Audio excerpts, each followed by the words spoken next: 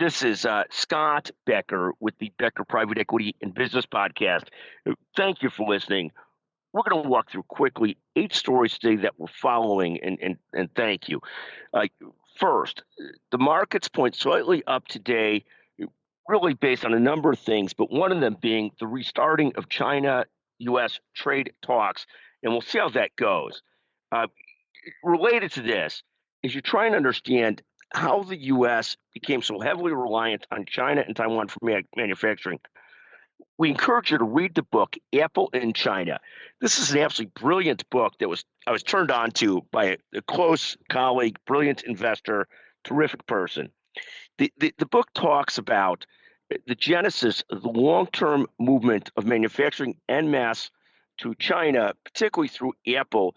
It also discusses the growth and scale of Foxconn in its leadership, which came out of Taiwan, Fox Connect, Foxconn.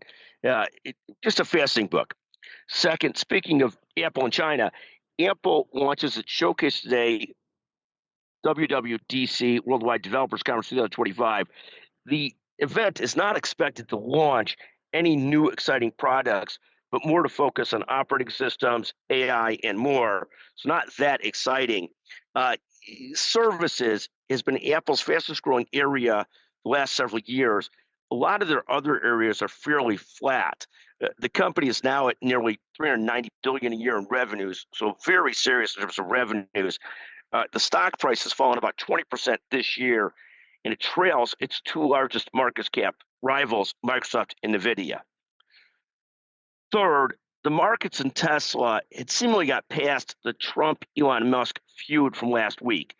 However, Elon's reopened some of his criticism towards the big, beautiful tax bill, and Tesla stock was dropping early this morning. Fourth, expected inflation readings for May CPI are on tap for this week. We'll see how that goes. We'll watch the impact the CPI readings have on the sort of on the Fed and the markets. Fifth, there is so much narrative out there about whether in Los Angeles these are riots or they're peaceful protests, or maybe they're a little bit of both. We're waiting to see the larger impact on the nation. I think it's probably true that part of these were peaceful protests, but part of them sure look like riots. And who the heck knows? But what a mess of a situation.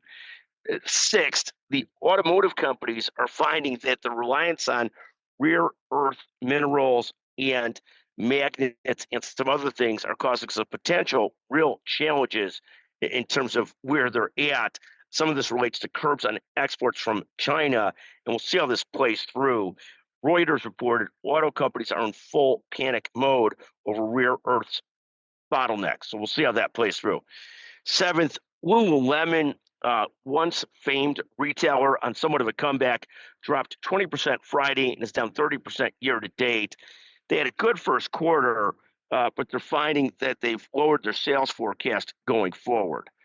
Eighth, just a quick note that I love from Reid Hoffman of LinkedIn. I'm in the middle of writing a new book about startups, and he uses this concept. If you're not embarrassed by the first version of your product, you've launched too late. Absolutely love that from Reid Hoffman. Thank you for listening to the Becker Private Equity and Business Podcast. Thank you very, very much.